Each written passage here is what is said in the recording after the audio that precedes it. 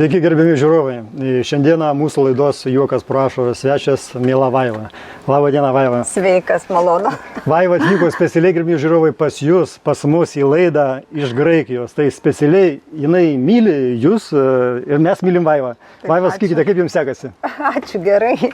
Labai smagu, kai grįžau į Lietuvą ir va čia pas jūs, Kaune, nuostabu ir ačiū, kad pakvietėt. Smagu matyti, jau senokai nebuvote mūsų laidoje, turbūt jau porą metų praėjo. Taip, jau porą Bet metų. žiūrovai atsimena, jiems patiko ir aš galvoju, kad jūs ir šiandieną pasidalinsite savo įžvalgom. Na, mes jau gyvename rinkimais. Taip. 17 partijų planuoja pranešti Lietuvai, kad visos laimės rinkimus. Taip. Ar iš tikrųjų taip ar ne? Ar visos tos 17 laimės? Ir norėčiau šiandieną pasikalbėti su jumis, kad jūs kažką papasakotumėte žiūrovom, kaip jums atrodo ir ką jums žvaigždės žada. Mums žada žvaigždės. Taip, pirmiausia noriu pasakyti, kad iš tikrųjų visos tas 16, 17, 100 partijos kažkiek laimės. Ir kaip kiekvienais metais, matyt, po rinkimų kiekvieną kartą bus sudarytos kažkokios bendri junginiai ir vėl bus valdoma Lietuva. Taigi, aš manau, kad kiekvienas savotiškai jų yra teisus. Aišku, šiek tiek gal prasčiau su Laisvės ta partija, nes vis tiek tos vėliavos su vaivorykštėm yra pabodę žmonėm ir vis tiek visa Europa verčiasi jau tas senasias vertybės, tai galbūt jiem bus biški liūdniau. Bet realiai vis tiek gali būti taip, kad ir jie praeis. Taigi, dėl to visi 1-2 balus gaus tada būti nustos. Visos 17 partijų? Aš juokauju, aišku. Bet dauguma, jie vis tiek, kurie sėdi Seime, jie vėl sėdės ir ten Jūs pasakėte, sėdės. Tai ar sėdės, ar Seime sėdės? Nes žinote, yra jau Seimo nariai, kurie sėdi nebe Seime. Bet jie dirba Seime. Dirba. Bet koks skirtumas, kur jie sėdi, ar Seime, ar kalėjime, vis tiek jie dirba Seime ir valdomus. Tai aš noriu paklausti jūsų, ar žvaigždės pranašauja, kad daugiau dirbs iš kalėjimo? Aš manau, dar bus variantų. Nes kažkam tai reikėtų susimastyti po jūsų tokių žvalgų iš tikrųjų. Na taip, bet jiem jokio skirtumo. Aš nemanau, kad jie jaučia didelį skirtumą, sėdi vienoj patalpoje ar kitoj. Taip, jeigu taip utriruojant, tai manau, kad jie visi laimingi ir ten sėdėdamas. Rezonuodama jūsų kalbą norėčiau pasakyti, kad gerbimi žiūrovai, kurie žiūrite mūsų laidą, tai atkreipiu jūsų dėmesį, kad prieš porą metų miela Vaiva daug ką pranašavo ir kai kas įsipildė. Pasakysiu esminį dalyką, kad klausime Vaivos, ar karas ateis į Lietuvą ar ne. Jis pasakė, taip, neramumai gali būti kažkokie, žmonės labai nepatenkinti, bet karo Lietuvoje nebus. Tai ačiū Jums, Vaiva, ačiū žvaigždėms. Iš tikrųjų, jūsų pranašys įsipildė, karo nėra. Taip, kol kas atkreipiu dėmesį, kad jeigu jūs pranašavote, kad padidės tų žmonių, kurie Seime dirba sėdėdami ne Seime, tai šiaip tai imkimės atsargumų priemonių, imkitės, kad to neįvyktų. Taip, iš tikrųjų, jūs teisus esat, bet dabar, jeigu kalbant rimtai, tai iš tikrųjų Lietuvoje spalio mėnesį bus labai didelė suirutė. Ir aš netgi šposiu, kad ar iš vis įvyks tie Seimo rinkimai. Bet, tikėkime, kad įvyks. Bet vis tiek ten yra didelis labai klaustukas, nes Lietuvos horoskopas spalio viduryje yra nepaprastai sudėtingas. Pirmiausia, ten bus su vadais kažkas tai tokio. Ir buvusiais, esamais vadais, ir Lietuvai bendrai skaitosi šitas metuose pats pavojingiausias mėnuo. Ir mes ten galim pyktis ir su kaimynais, ir vėl kažkokios nesąmonės vykti. Taigi, gal ten su tais nebandymais, kaip jie dabar ten tie manevrai, kurie ten bus tie treniruotės tos prieškarinės, gal tai su tuo bus susiję. Bet daug dieve, tai aš visiems sakau, jeigu praeisim šitą periodą iki gruodžio vidurio, tai tada jau lietuvams sakysiu, ramiai gyvenkite, kurkite, viskas jau bus daugmaž gerai. Aišku, tik nuo kitų metų vidurio, bet vis tiek, jeigu tą tokį labai sudėtingą periodą iki gruodžio praeisim, tai jau daugmaž ir bus geriau. Jūs užsiminėte apie vadus, Vaiva. Tai gal ir pradėkime nuo jų. Tai numeris 1 šiandieną vadas, tai ponia Vilija. Tai ką jai sako žvaigždės, nes ar nepervertina žmonės socdemų galimybių iš tiesų? Aš sakyčiau, kad nepervertina, nes vis tiek, aš manau, socdemai jungsis po to su konservatoriais ir aš manau, kad socdemai turi labai neblogas galimybės gauti daug balsų ir aš manau, kad jie bus vieni pirmųjų, jeigu ne pirmi. Ir aš nelabai, nežinau, kaip tos apklausos dabar prognozuoja, Bet aš nelabai jomis pasitikiu, nemeluosiu, bet aš manau, socdemai pasirodys labai gerai. Nu, paskutinės apklausos parodė bent jau, kad pirma vieta socdemai, antra vieta Skvernelio vadovaujami demokratai vardan Lietuvos, aplenkia konservatorius. Kiek tai koreliuoja su realia situacija, sunku pasakyti, nu, man. O kaip žvaigždėm atrodo? Tai sakau, man irgi socdemai rodo, kad labai neblogai pasirodys, gali būti pirmi, antri, reiškia, pirmo lyderiai. O Skvernelis taip pat, kažkada tai, kai jis dar buvo labai jaunas, mes vienam renginys susitikom. Dabar tik gražus jau. O dabar tik labai gražus, aišku. Tai aš jam sakau, jūsų labai didelė ateitis, jūs labai daug pasieksit. Buvo toks projektas televizinis ir jisai sako, ką jūs, ponia Vaiva, aš tik eilinis paprastas policininkas.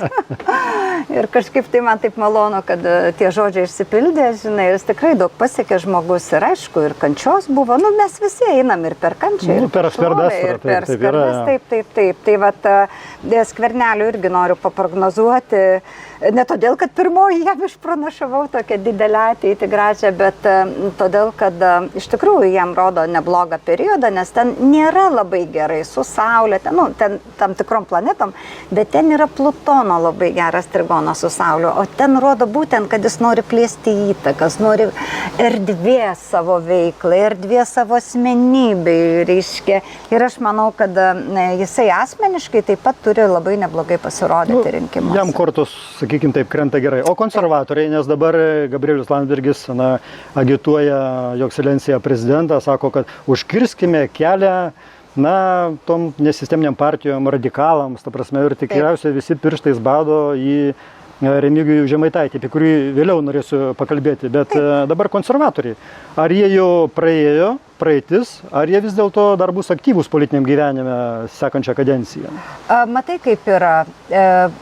Noriu pasakyti, kad pirmiausia, nenurašykime mes tų konservatorių vadinamų, nes kiekvieną kartą, kiek jie belaimėtų, vis tiek jie su kažkuo nekolaboruoja, reiškia susijungia. Taip. Ir vėl jie yra valdymo situacijoje. Todėl aš nenurašyčiau jų. Ir ne todėl, kad ten, kaip aš manau, kad kas sako, kad sniegas ar lietus ar audra ateina jų balsuotojai balsuoti, aš nemanau. Nes aš manau, kad daugiau yra išmirę, bet yra taip toks matyti susitarimas tarp jų, kad tas 12-10% priklauso jiems ir jūs papūskite. Žinot, įdomiausia dalis yra tai, kad jūs sakote ir jums žvaigždė sako, ta prasme, jūs tik perdodate, kad tai įmanoma koalicija socdemų su konservatoriais, nors šiandieną socdemai nekalba, bet reikia tiesiog iš tribūnų, kad ne, tai yra raudona linija, mes neisime su konservatoriais, o konservatorių lyderis Gabrielius Landsbergis atvirkščiai, net bando ir tiesiogiai kalbinėti ponę Viliją ir jos aplinką ir visus socdemus, ir per prezidentą tai bando padaryti, kad tik kelias kartu, gal jis tokiu būdu tiesiog bando išsigelbėti iš to politinės užmaršties, tai kas čia vyksta? Aš manau, kad tikrai konservatorių įtaka labai sumažės ir tenais bus kažkokie dariniai, viskas perdaryta. Iš tikrųjų, aš tai noriu pasakyti, kad remiantis horoskopais jų, aš tiesiog stengiuosi visada mintinai viską išmokti, atsiminti, nes aš nelabai mėgstu iš popierėlio skaityti.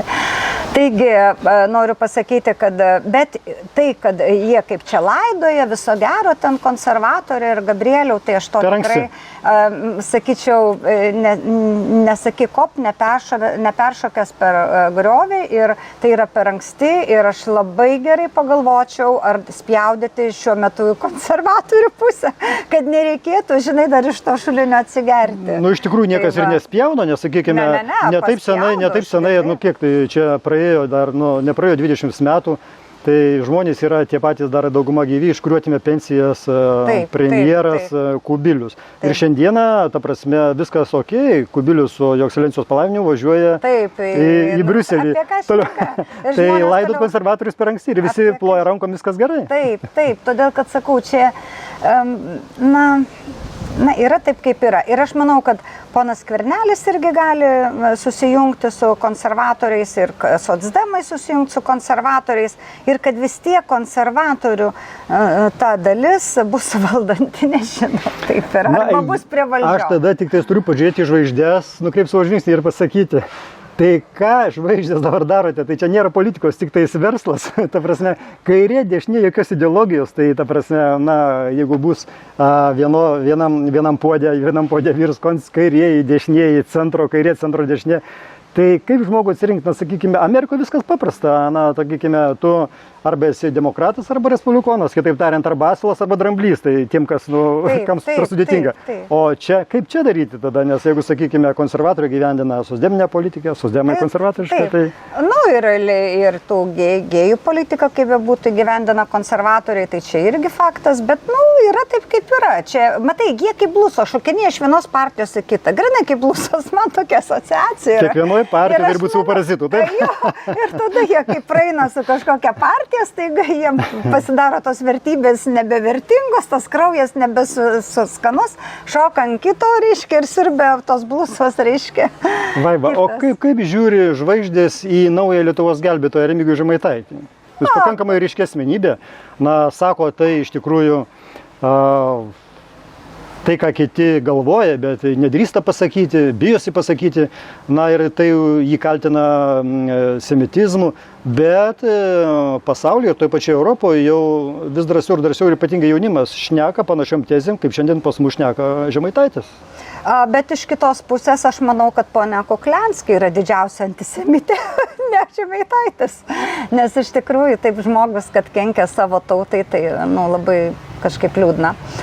Nes taip įžeidė lietuvius ir visą mūsų tautą, kuri labiausiai pasaulyje, mes esam labiausiai pasaulyje, lietuviai išgelbėję žydus nuo naikinimo ir tai yra faktas. Ir nėra tokios tautos, kuri būti tiek pasiaukojusi dėl tos tautos.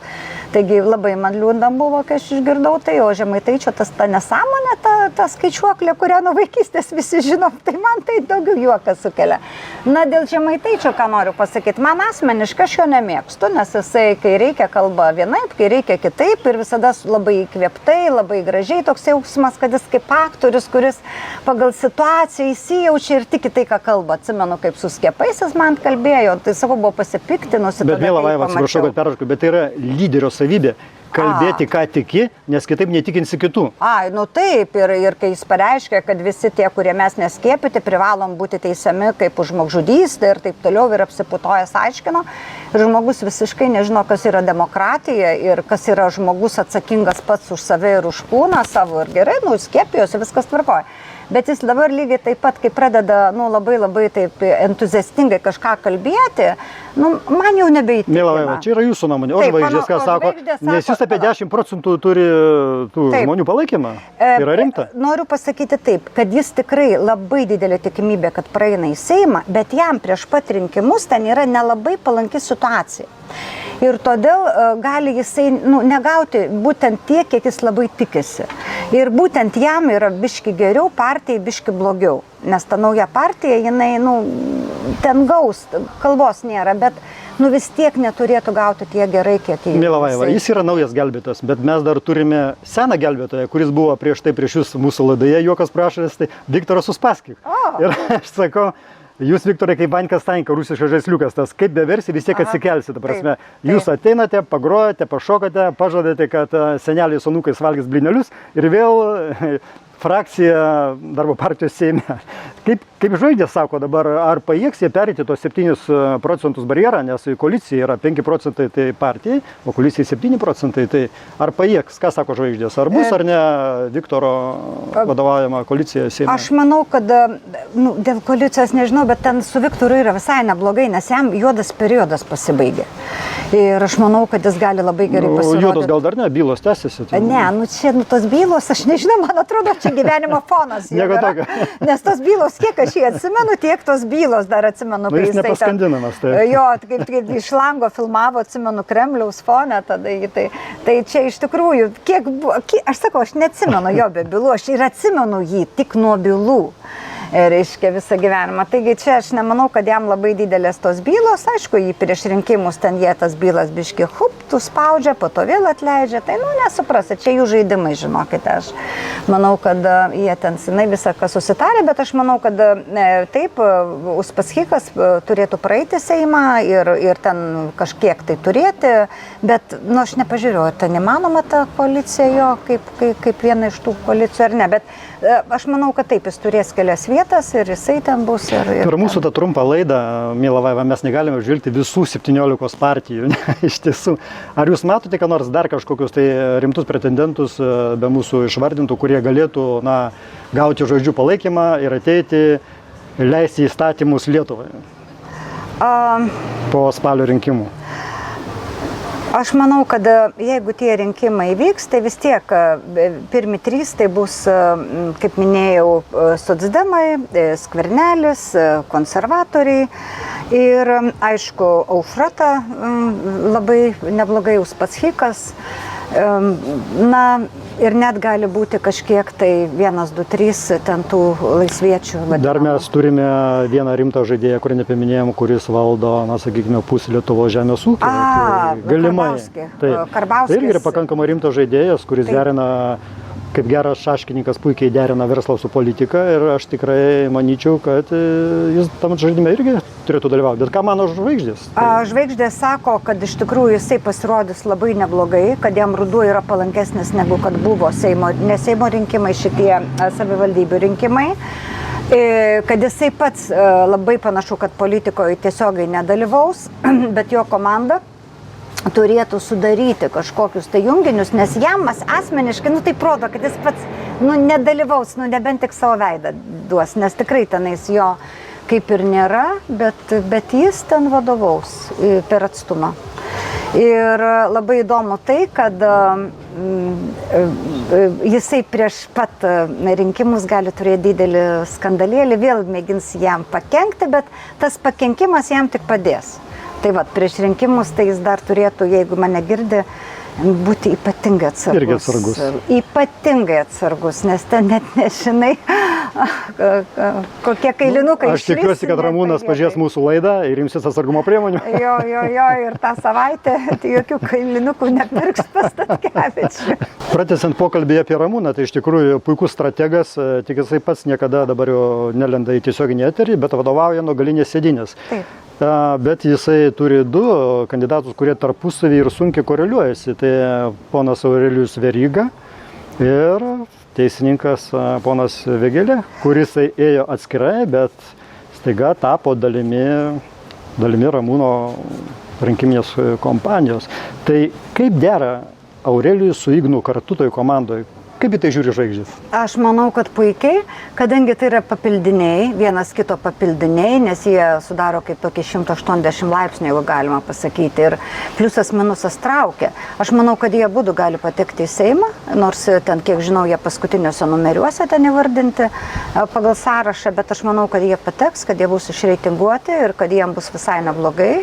Ir tikrai gali užimti net postus normalius. Tai neblogai, aš manyčiau, jiems būtų nepatekti į Seimą, bet jie turbūt tai kandidatai yra vienas į Seimo pirmininko poziciją, kitas į premjerą, ta prasme, bent. Taip, nes čia, aš manau, visais atvejais jie būtų. Bet ar žvaigždės sako, kad tai realu? Taip, tai yra pakankamai realu ir ypatingai Ignui Vėgėlei ir šitam Verygai, nes kaip būtų, kaip žmonės bekalbėtų, pas jį labai palankios yra, tiesiog pozityviai bus žvaigždės nusiteikusios, negana to, irgi žmonės skaitosi, kad Veryga myli. Apie Igną atskira kalba, o poną Aurelijų turbūt netaip senai visi keikė ir labai smarkiai. Tai jau viskas grįžo meilė, nebekeikė jo? O ko nekeikia? Palauk, aš ir apie poną Vėgėlį girdėjau visokių keiksmažodžių. Čia prieš rinkiminiai dalykai. Tu pakeikė vienus dalykus, kitus dalykus, bet, pavyzdžiui, labai daug žmonių atsimena, kad ponas Veryga padarė blaivesnę Lietuvą. Ir kam aš labai pritariau, aš netgi jo postų pasidalinau, ten labai entuziastingai priėmiau visą tai. Man tas labai patiko ir yra tokių daug žmonių, kurie dar tai prisimena. Antra, jis labai anksti jau nuėjo po rinkimų į užmarštį ir Dulkiui liko ta didžioji našta baisinga. Atsimti už koroną, ne? Reiškia, dėl tos koronos ir taip išėjo, kad Verygai pasisekė ir dabar jis lik toks gerietis ateina ir žmonės vis tiek, prabalsuos. Geras jo Iš horoskopas. principo, o kaip su liberalais iš tikrųjų? Jie tenais pasidalino į keletą partijų, bet pati ryškiausia šiandieną turbūt partija ta, kuri žada Lietuvos jaunimui, ir senimui, kai kuriem patinka, parūkyti žolę, elgtis laisvai, dalyvauti gėjų paraduose, ta prasme, viską daryti laisvai. Tai ar yra jiems ateitis iš žvaigždžių ar ne? Iš tikrųjų, jų reitingas žiauriai nukris, nėra labai palankus metas, bet vis tiek jie kelias vietas turės. Taip, kad sakau, irgi nereikia dar spjaudyti juos, nes jie gali dar pasirodyti, tuo labiau, kad, neaišku, kad juos finansuoja, aišku. Tai, bet didžiąją prasme, noriu pasakyti, ar jie laimės ar ne, gėjų paradai kaip vyko, taip vyks kol kas Lietuvoje. Ir niekas čia nelabai keisis, bet šiaip tai, jiem bus liūdnesni rinkimai, pasakysim, labai, vieni iš liūdnesnių tokių. Negali būti žvaigždės visiems palankios. Jo. Iš principo, Vaiva, vėl jūsų visiems pranašystės geros, žvaigždės visiems žada šviesų rytoj, turbūt tame tarpe ir visiems Lietuvos gyventojams. Taip. Ir aš noriu pasakyti, visi, kurie sakot, kad jūs laimėsit arba po prezidento, kaip sakė, mes laimėjome, mes iš tikrųjų laimėjom visi, nors ten laimėjo tik vienas, taip, kai aš ir sakiau, kad senas liks, bet nesvarbu. Tai vat ir noriu pasakyti, kad linkiu jums visiems laimėti ir visiems laimėti ir galų gale pradėti dirbti Lietuvai. Ačiū labai, kad jūs iš Graikijos atvykote pas mus į mūsų laidą Juokas pro ašaras, nes esame labai sužavėti ir džiaugiamės ir aš galvoju, kad žiūrovai tikrai tai įvertins. Kam patiko, spauskite patiko, prenumeruokite mūsų kanalą ir ačiū dar kartą mielai Vaivai už tai, kad atvyko pas mus. Iki sekančių susitikimų.